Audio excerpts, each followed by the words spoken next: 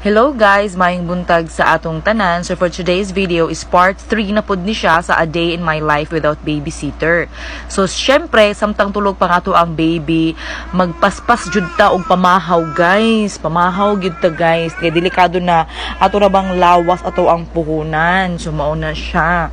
So akong baby diri ako ang tapad mo nang nadyusaba siya guys.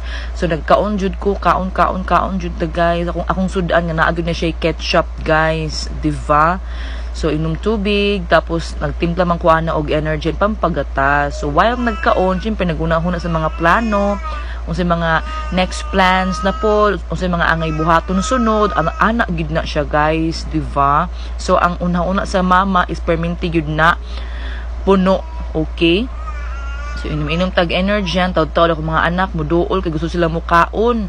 Akong eldest, humana mo, kaon. So, akong ikaduha nga anak, gusto kid siya mo kaon. Nakana siya, gusto niya mo kaon.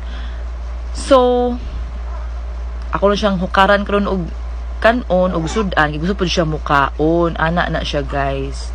So, nainom kong tubig. Ako po siyang gikuhaan po og tubig, anak nga time. So, pag humana na ako, padulong na po din ko sa baby. Mao to siya.